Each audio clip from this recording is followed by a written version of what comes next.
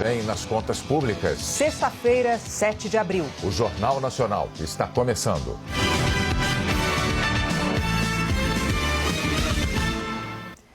A primeira ação militar dos Estados Unidos no governo de Donald Trump provocou um clima de tensão e de apreensão em todo o planeta.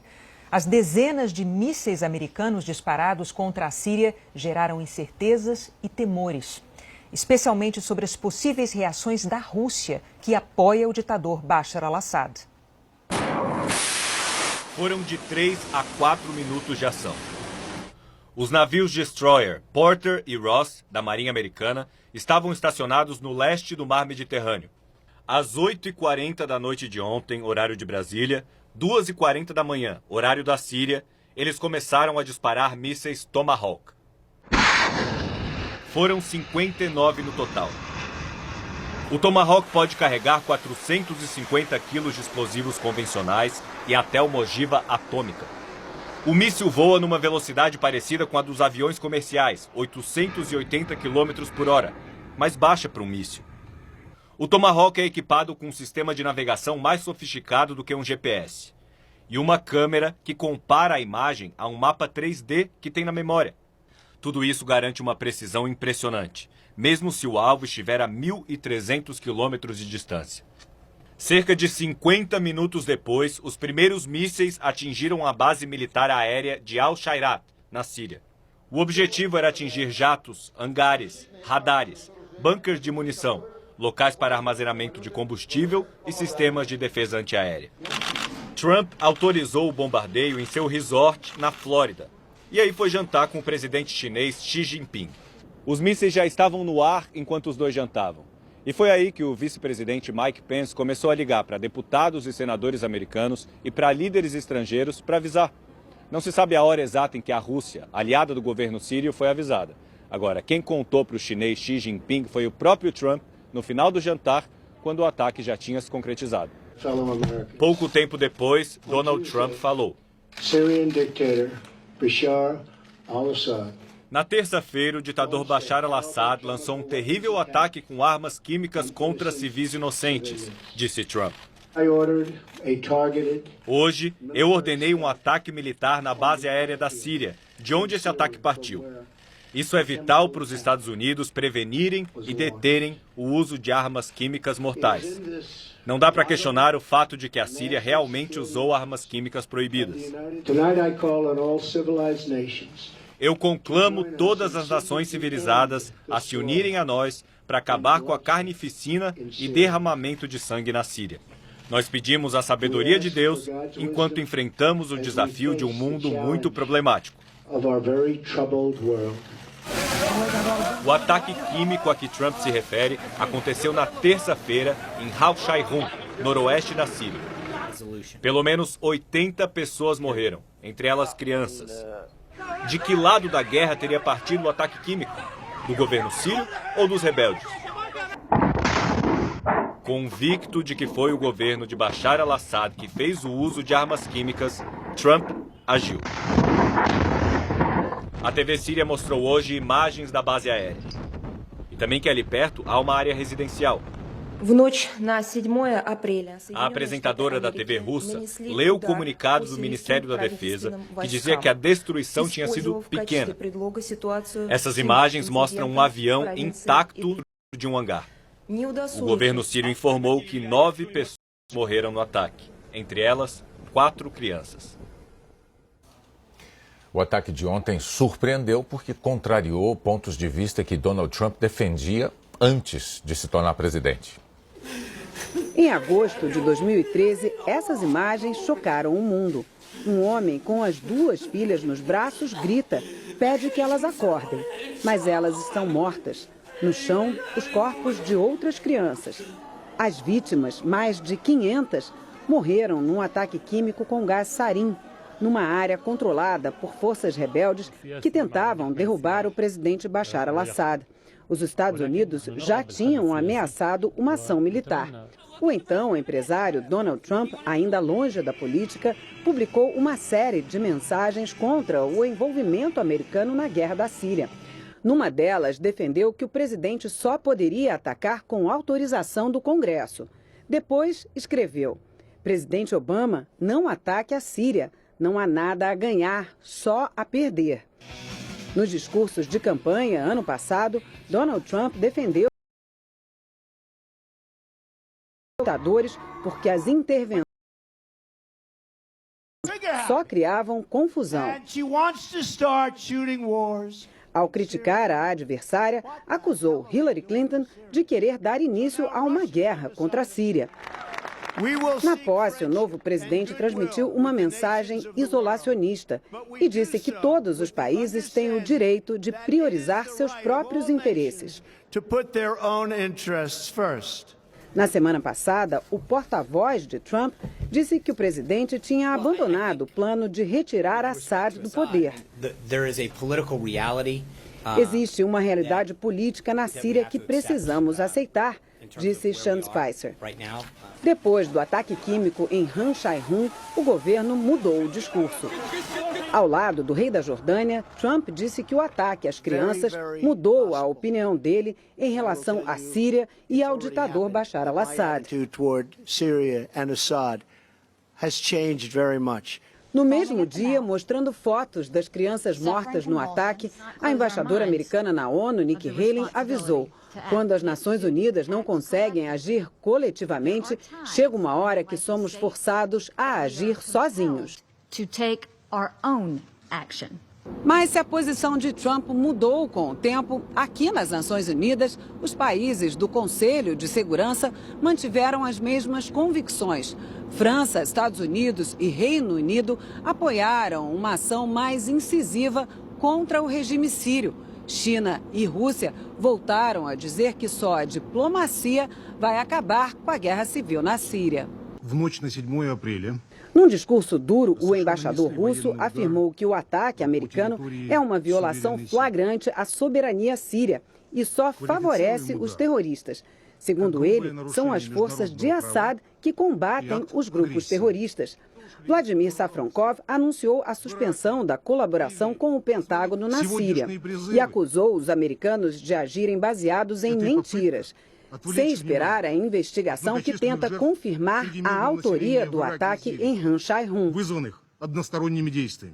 A embaixadora americana destacou: chegou a hora de dar um basta, de agir. Bashar al-Assad não pode usar armas químicas nunca mais.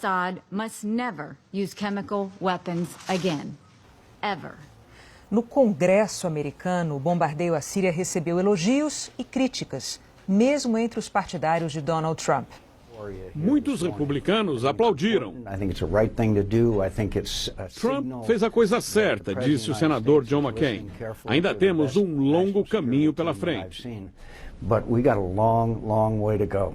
Mas até entre os partidários do presidente houve quem questionasse a legalidade da ação. O deputado Justin Amash afirmou que ataques aéreos são atos de guerra e que as atrocidades na Síria não justificam desrespeitar a Constituição, que estabelece que só o Congresso tem o poder de começar uma guerra. O também republicano Rand Paul reforçou o coro. Todos condenamos atrocidades na Síria, mas os Estados Unidos não foram atacados. O senador Mitch McConnell, líder governista, disse que Trump não precisava consultar o Congresso antes de ordenar o bombardeio. Eu não interpreto esse ataque como um primeiro passo em direção a nada. Foi simplesmente uma ação para deixar claro a Assad que haverá consequências.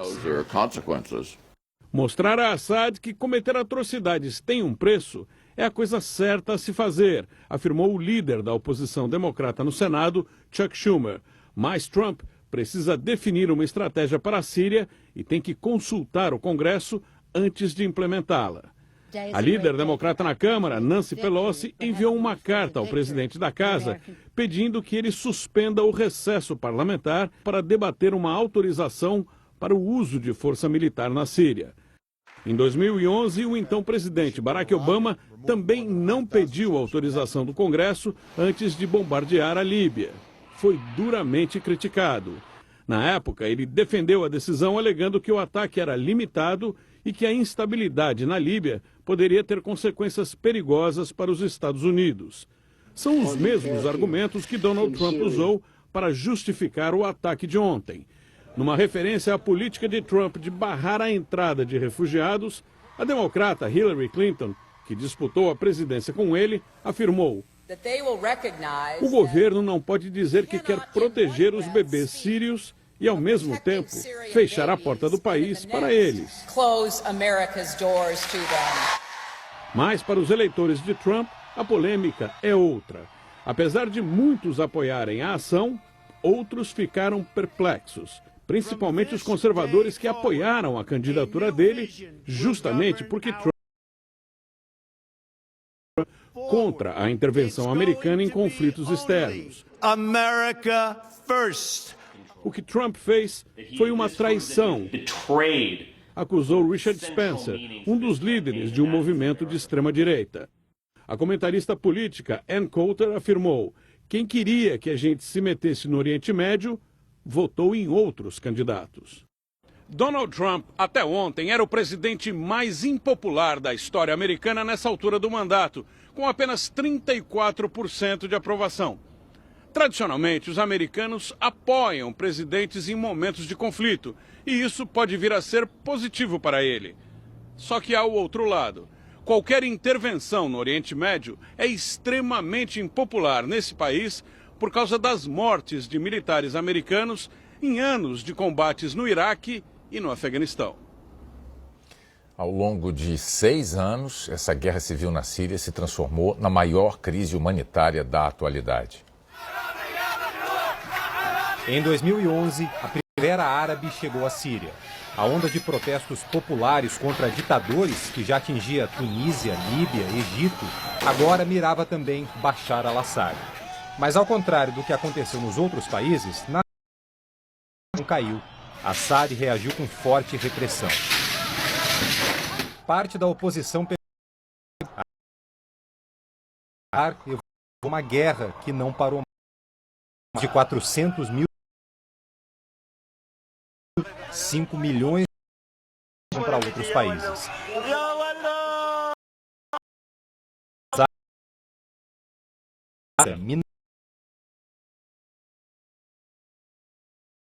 Os radicais, da corrente sunita do Islã. Em 2012, admitiu pela primeira vez que tinha arma. Passou a usar a caso Assad ultrapassasse o que ele chamou de linha vermelha e usasse essas armas. Em 2013, a Síria ultrapassou a linha vermelha, fez um ataque químico na cidade de Guta. Rebeldes, mais de 500 pessoas morreram. Obama pediu ao Congresso para usar força militar contra a Síria, mas não conseguiu aprovação.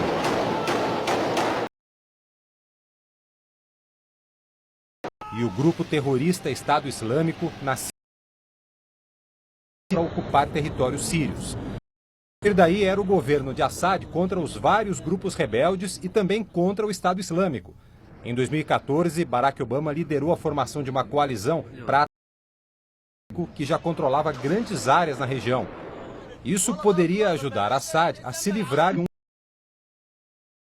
um dos inimigos dele. Por isso, muitos países não envolveram. Em 2015, Assad estava enfraquecido. Além do avanço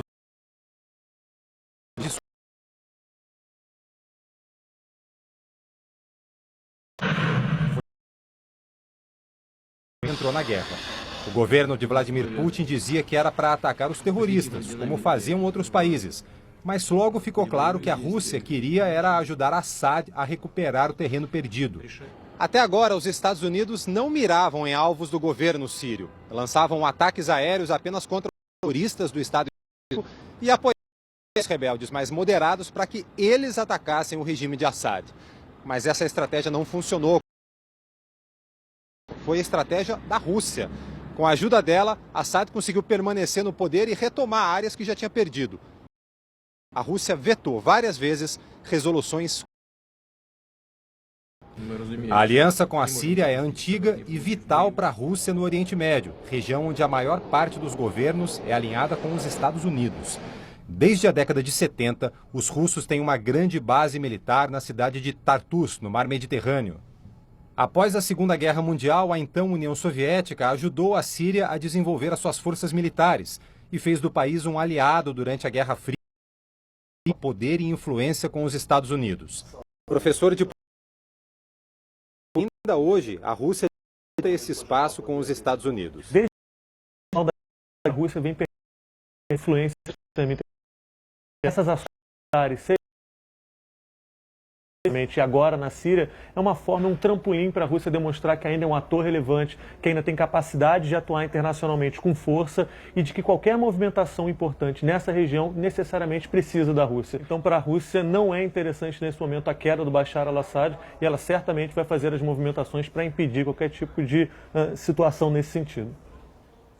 O ataque americano dividiu opiniões pelo planeta. Ao acordar de sobressalto, o mundo voltou a se ver bipolar. De um lado o apoio, do outro a crítica ao bombardeio americano contra a Síria. A voz mais sonora veio de Moscou. A Rússia falou em atitude irresponsável que coloca em risco a relação entre os dois países. O primeiro-ministro Dmitry Medvedev declarou que por pouco militares russos não foram atingidos na base síria. Mas os americanos garantem que avisaram ao Kremlin sobre a ação. O porta-voz do presidente Vladimir Putin acredita que os mísseis não são uma resposta ao ataque químico, mas uma distração da responsabilidade americana na morte recente de civis no Iraque. Outros argumentam que a ação militar serviu para a proximidade da equipe de Trump com o próprio governo russo. A aliada síria acusou os americanos de bombardear e conhecer a verdade sobre o ataque químico. E agora ajudam grupos terroristas como o Estado Islâmico. A China, que tem poder de veto no Conselho de Segurança da ONU, vem bloqueando ações contra o governo Bashar al-Assad e disse que é contrária ao uso de forças nas relações internacionais, mas também afirmou que é contra o uso de armas químicas. O Irã, que apoia o ditador sírio, apontou para os Estados Unidos. Os iranianos afirmaram que as bombas americanas complicaram ainda mais a situação na região. Aliada dos Estados Unidos e rival do Irã no Oriente Médio, a Arábia Saudita, ao contrário, expressou apoio à resposta ao uso de armas químicas. Na mesma linha, Israel espera que os limites sejam compreendidos não só em Damasco, mas nas capitais da Coreia do Norte e outros lugares.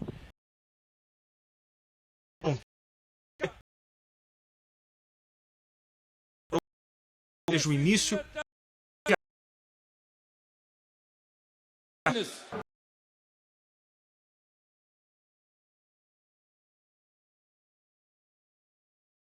sabiam do ataque,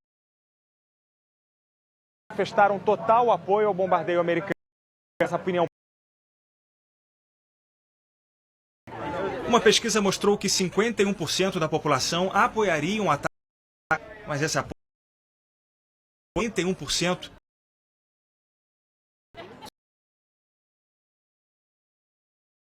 em frente a toleraria uma intervenção se o governo investigasse melhor o ataque químico. A Aliança Militar do Ocidente marcou o secretário-geral da OTAN que a responsabilidade é do regime sírio e qualquer resposta. Em oficial, o uso de armas químicas, ações abrangentes e imparciais para a punição dos responsáveis. O ministro das Relações Exteriores, que está na Argentina, condenou o ataque americano. Nosso uso da força unilateral, a organização internacional encarregada do assunto, nesse caso, as Nações Unidas. E nesta sexta-feira, o mundo assistiu a mais um capítulo da tragédia dos refugiados sírios no Mar Mediterrâneo. Esses são rostos do que a Organização das Nações Unidas considera a maior crise humanitária desde a Segunda Guerra. 120 pessoas que estavam num barco à deriva no Mar Mediterrâneo. Elas foram recolhidas por um navio espanhol e começaram a ser trazidas hoje para a Itália. Os sírios são maioria, mas partiram há meses, muito antes do ataque com armas químicas e do bombardeio americano.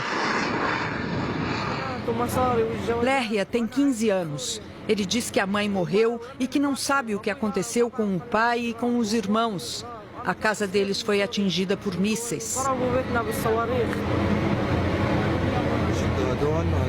Ahmed conta que chegou à Líbia há 2 meses. De lá para cá foi sequestrado e vendido como escravo por milícias antes de conseguir embarcar. Quando chegar à Itália, num dos portos do sul, irá para um centro de acolhimento que abriga e controla os refugiados, quase como uma casa de detenção. Para Ahmed, Lérria e todos os outros, vai começar uma longa espera de que poderão ficar em europeu. Mais de 5 milhões de sírios deixaram o país, quase 1/4 da população antes da guerra. Para a ONU, a comunidade internacional precisa fazer muito conflito que já dura 6 anos. Enquanto o mundo acompanhava os desdobramentos desse ataque americano, um caminhão invadiu uma rua de pedestres de Estocolmo e deixou 4 mortos e 15 feridos. Segundo o primeiro-ministro da Suécia, tudo indica que tenha sido um ato terrorista. O vídeo espalhado pelas redes sociais mostra o desespero. A multidão apavorada entra na loja quando o caminhão passa a toda velocidade. Eram quase 3 da tarde. Do alto de um edifício dá para ver ainda mais gente fugindo. Depois de avançar contra a multidão, o motorista, possivelmente esse suspeito que aparece na foto divulgada pela polícia, entrou com o caminhão roubado numa loja de departamentos, atropelou mais algumas pessoas e fugiu a pé. A brasileira Amanda Lana trabalha perto do local do ataque na Ópera Real da Suécia e pela internet falou ao Jornal Nacional. Tudo fechou, fecharam a ópera, ninguém saía, ninguém entrava. Ficamos lá dentro por mais ou menos umas 5 horas. Depois de França, Bélgica, Alemanha e Inglaterra, foi a vez da Suécia. Atacada no coração de sua cidade mais importante, a normalmente tranquilíssima Estocolmo. Num país onde acidentes de trânsito muitas vezes são causados por animais na pista, com a média de menos de 100 assassinatos por ano, o atentado fez tudo parar, do sistema de trens ao parlamento. Aqui na Europa, desde que um extremista islâmico matou 86 pessoas arrastadas por um caminhão passado, atentados que usam veículos como armas se tornaram uma preocupação constante. Aqui em Berlim, muita gente ainda lembra, no fim do ano passado, um caminhão entrou na praça do mercado de Natal e matou 12 pessoas. Em Londres, que até recentemente era o último caso de atentado sobre rodas, o terror chegou de carro e matou 5 pessoas. Em Estocolmo, 7 anos atrás, um terrorista suicida morreu sozinho ao detonar uma bomba antes da hora. Recentemente, a Justiça da Suécia condenou 2 terroristas à prisão perpétua, acusados de comandar decapitações na Síria. Apesar disso, o terrorismo de hoje é uma triste novidade para a população sueca. No início da noite, a polícia sueca prendeu um suspeito de envolvimento no ataque, mas não confirmou se seria o motorista do caminhão. A seguir, o governo aumenta a previsão do rombo do ano que vem nas contas públicas. A oportunidade de ouro de comprar seu Chevrolet já começou, mas vai durar pouco tempo. Lote Dourado Chevrolet. Um lote único e limitado, com as melhores ofertas de cada uma das 500 concessionárias Chevrolet. São até R$10 mil de desconto e taxa 0 para toda a linha. Lote Dourado Chevrolet. Reserve e garanta já o seu desconto. Mas corra, porque as ofertas são limitadas. A Proibida Puro Malte é uma cerveja 6 estrelas. É a minha cerveja, porque é gostosa demais. Com moderação. Preço baixo sempre, você só encontra na Laser Eletro. Aqui o seu FGTS tem mais valor. A hora é agora. Smart TV Toshiba 40 polegadas com tudo pronto, só 12 de 169. TV LED Philco 20 polegadas, só 595. Refrigerador Esmaltec, só 889. Fogão 4 bocas, só 295. Ventilador Arno 40 centímetros Turbo 6 pás, só 12 de 15,90. Preço baixo sempre, você só encontra na Laser Eletro. Essa é a sua última chance de aproveitar o maior exclusivas para você. Ofertaço os dias 8 e 9. Piso e ar-condicionado.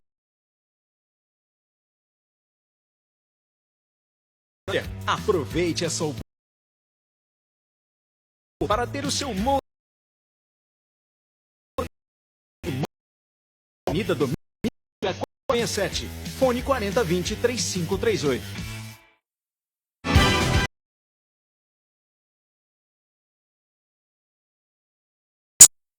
O governo aumenta do rombo do ano que vem nas contas públicas para quase 130 bilhões de reais. A equipe econômica os efeitos da crise. O governo refez as contas. A meta fiscal para 2018, que previa 79 bilhões de reais, 29 bilhões, um aumento de 30 bilhões de. Embora a recuperação considerável para 2018, ele não impacta imediatamente na arrecadação. Do lado da despesa, contenção natural, que é resultado da aplicação do teto do gasto, e do lado das receitas nós ainda teremos, de certa medida, os efeitos da recessão se prolongando ainda até 2018. Para tentar fazer o rombo de 2017 ficar próximo da meta, o governo cortou gastos e aumentou impostos sobre a folha de pagamento das empresas. Pelas projeções do governo, só em 2020 o Brasil vai gastar menos do que arrecada, embora a trajetória seja de.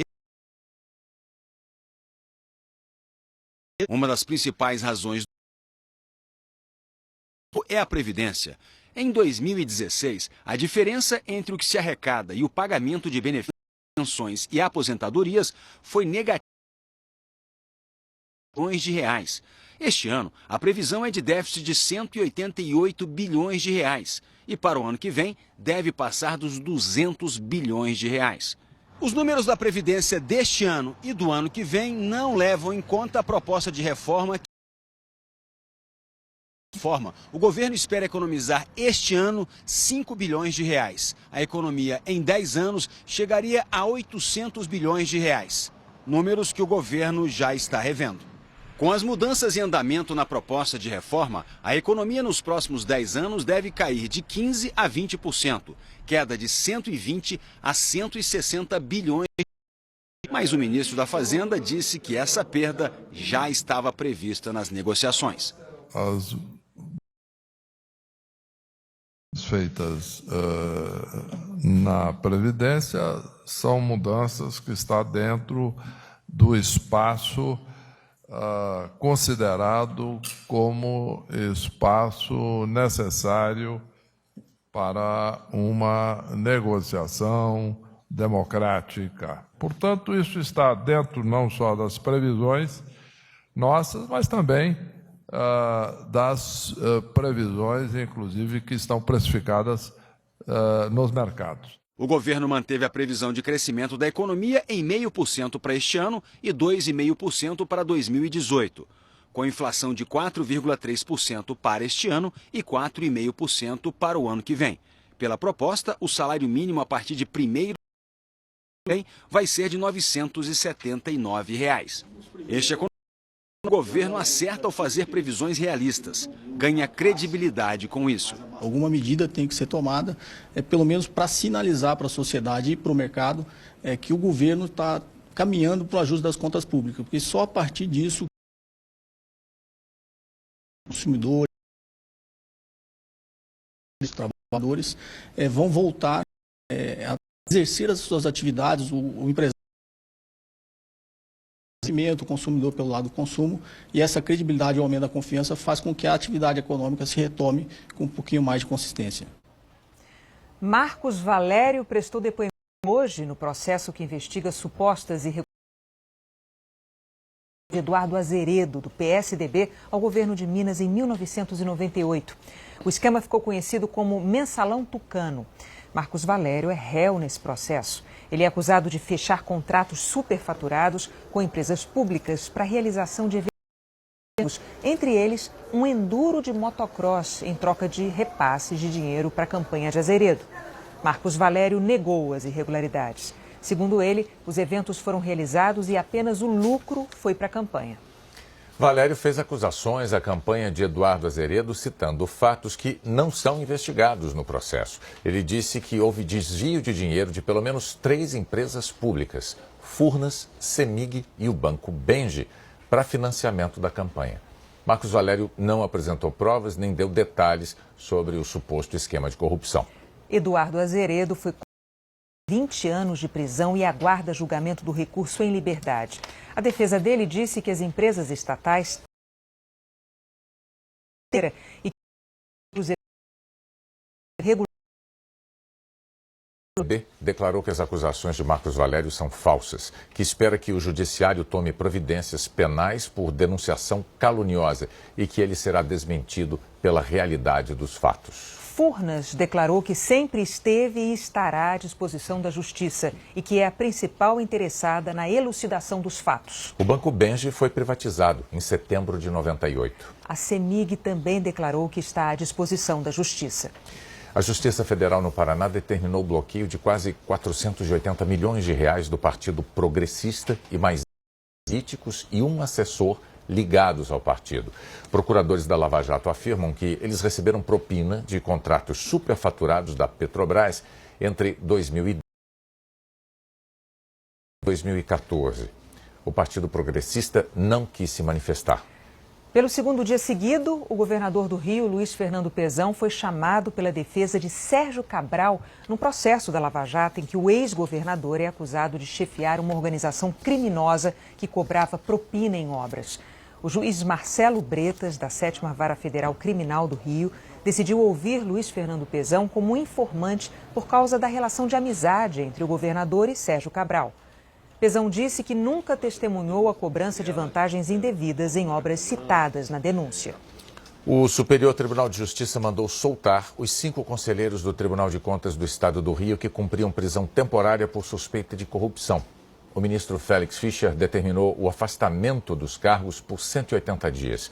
Os conselheiros estão proibidos de entrar no prédio do tribunal e terão que entregar os passaportes. Eles vão continuar a receber os salários.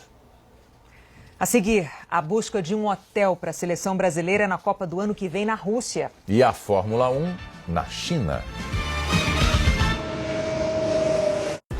Agro, a indústria riqueza do Brasil. Cacau é agro. Bahia e Pará são os maiores produtores do país. O cacau é amigo do meio ambiente. As lavouras convivem em harmonia com as florestas. Do fruto do cacau saem as amêndoas, que produzem o chocolate. Hoje no Brasil, o chocolate entra em 56% de toda a produção industrial de balas e doces. Cacau dá sabor à Semana da Páscoa. Em 2016, a indústria abasteceu o mercado brasileiro com 56 milhões de ovos de chocolate. Cacau é bolo, é brigadeiro, é festa. Cacau é agro. Agro é tech, agro é pop, agro é tudo. Tá na Globo. Apoio Ford Ranger. Só ela tem 5 anos de garantia. E Seara Gourmet, presunto de Parma, costelinha, hambúrguer. Aprecie. A gente abre todo dia por sua causa. Só que esse mês vai ter um motivo especial. Olha só. No Abril, para comprar barato da Milena, você pode usar o seu FGTS para aproveitar ofertas imperdíveis durante todo o mês. Como essa cozinha em madeira 9 portas por apenas R$ 299 à vista. Ou esse ventilador 40 centímetros por R$ 109. Você também compra esse smartphone Lenovo Vibe por R$ 499 à vista. Ou essa Smart TV sempre 32 polegadas por R$ 1.299 à vista. Milena Móveis e Eletro. Pernambuco compra aqui.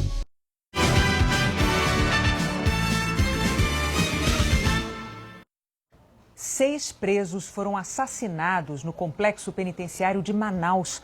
A polícia está na unidade de Puraquequara e investiga se houve mais mortes. No início do ano, numa guerra de facções, 65 presos morreram e mais de 200 conseguiram fugir. A polícia do Rio de Janeiro já sabe quem disparou um dos tiros que mataram a estudante Maria Eduarda dentro da escola. A Globo News teve acesso ao laudo de confronto balístico. O projétil retirado da perna da estudante saiu da arma que estava com o cabo Fábio Barros Dias durante um confronto entre policiais e traficantes na semana passada. O cabo Fábio Dias e o sargento Davi Gomes Centeno estão presos e indiciados por homicídio qualificado. Eles executaram 2 suspeitos já feridos e caídos no chão. Nessa sexta-feira, o presidente Donald Trump pôde comemorar uma vitória. O Senado americano aprovou a indicação de Neil Gorsuch para a Suprema Corte. Essa vitória foi resultado de uma manobra. O nome precisaria ter aprovação de ao menos 60 senadores, mas ontem o Partido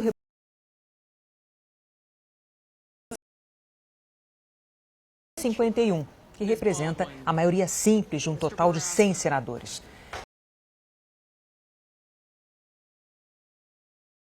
Na Suprema Corte, dos 5 contra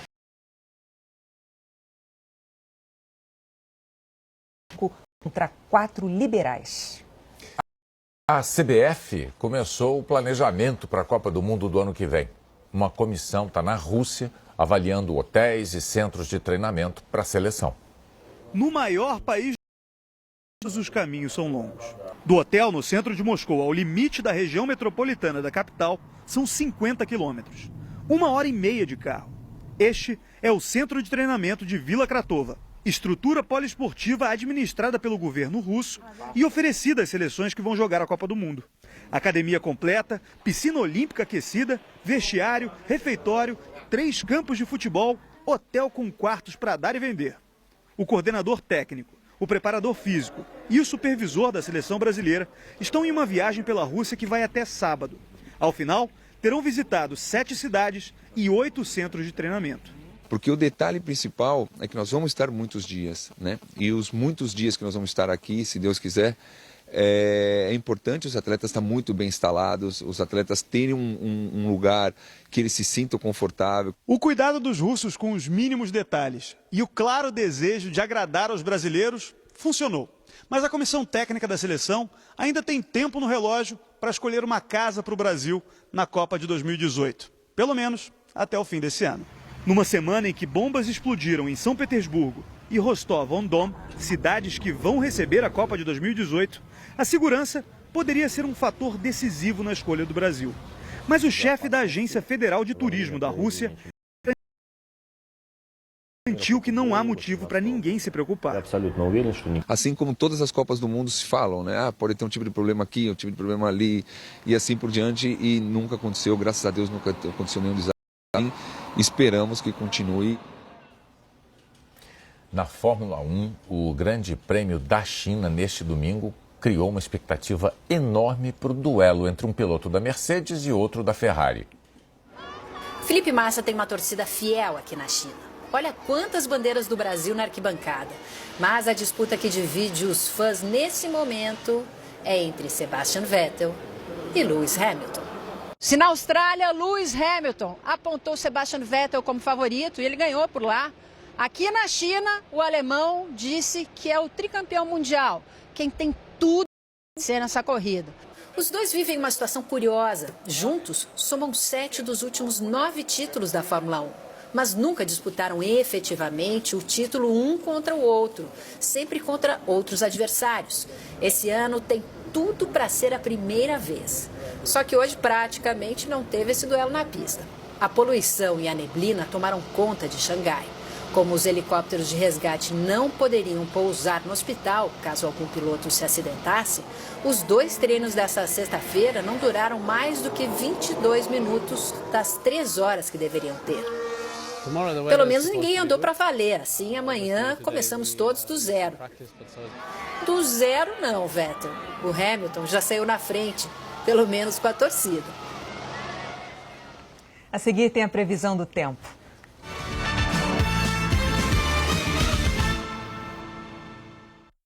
Fórmula 1 2017, oferecimento Itaipava, verão 100% o ano inteiro. Nestlé, Nescau Prontinho, menos açúcares e fonte de ferro. Novo Renault Capture, design à primeira vista.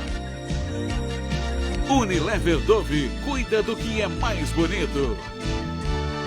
Santander, menos clientes quebrando, mais clientes tocando a vida. E TIM, venha para a maior cobertura 4G do Brasil. A Devassa é algo assim, como esse mar, essa brisa, esse clima. É um puro malte diferente, com alma tropical, feito pro brasileiro. É encorpada, menos amarga e equilibrada. A Devassa é lager, é red, é dark. Mas melhor que explicar é sentir tudo isso. Devassa puro malte tropical. Sente o clima. Beba com moderação. Imbatível. Compromisso Garrido tem de tudo. O melhor prazo e as melhores condições do Brasil. 20 vezes sem juros e sem entrada. Neste sábado, lojas abertas a partir das 7 da manhã. Bacia com caixa acoplada para ti, R$ 176,90. Piso 46 por 46 tipo A, R$ 11,90. Porcelanato 60 por 60 tipo A, polido R$ 45,90. Tinta acrílica Pintalar a partir de R$ 79,90. Para construir e reformar, tem de tudo. Ritinha aceitou a proposta de Rui e decidiu viajar com ele. Vamos falar do Rio de Janeiro, de como vai ser quando você chegar lá. Mas essa notícia não demorou para chegar aos ouvidos de Zeca. Zeca acordou, Nazinha, abriu os olhos dele.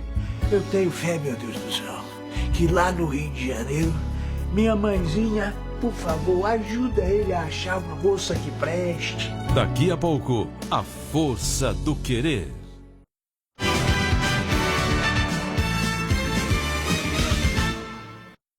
E chegou a hora da previsão do tempo. Vamos lá para São Paulo conversar com a Maria Júlia Coutinho.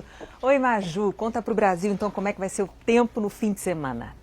Renata, boa noite para você, para o Bonelli e para todos. Antes de eu falar do fim de semana, deixa eu destacar aqui o caos que virou São Paulo na noite de ontem por causa da chuva. Veja alguns dos piores momentos, viu? Gente no teto do carro para fugir aí do alagamento.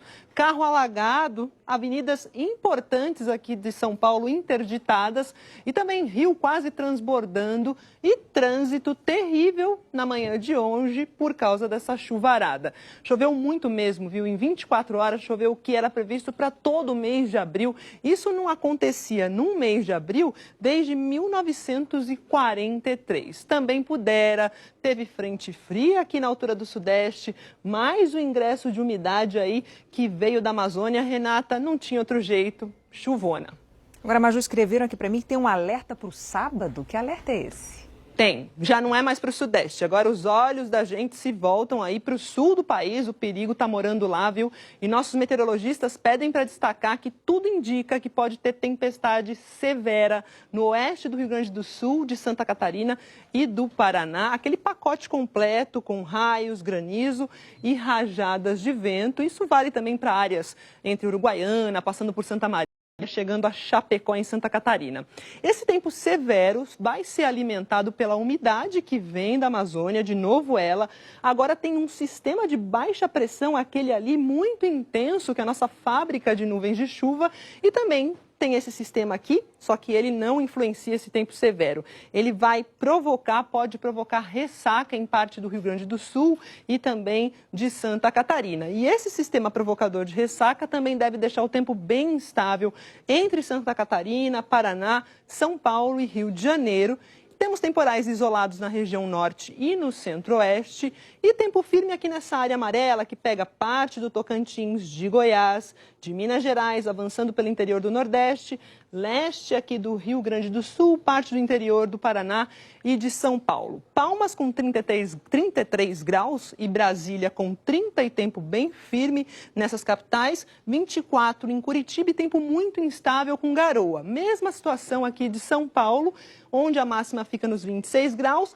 Aí para vocês no Rio de Janeiro, dia começando com chuva, fica bem instável o tempo, 31 graus, aquela chuva que vai e volta. Aracaju, a gente vê a chuva aqui, mas é chuva, Renata, muito isolada, o predomínio por lá é de sol e 31 graus. Bom fim de semana, Maju. Para vocês também. Bonner. Só para lembrar que nessa semana o Globo Repórter está completando 44 aninhos e vai comemorar o aniversário com um desafio. Você seria capaz de percorrer 235 quilômetros a pé?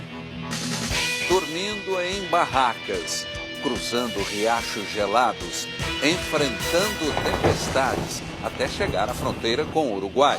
No caminho, a descoberta de lugares isolados, onde só se chega andando. Caminhar para ter mais saúde e viver mais tempo. Os peregrinos que enfrentam as montanhas de Minas Gerais, a emoção da chegada diante da gigantesca imagem de Nossa Senhora. Em busca de uma vida melhor, ela anda 9 quilômetros só para chegar ao ponto de ônibus. E os brasileiros que caminham pelo simples prazer de viver em movimento. Hoje, no Globo Repórter. Em seguida, tem Lista Negra e o Jornal da Globo. Boa noite. Boa noite, um bom fim de semana.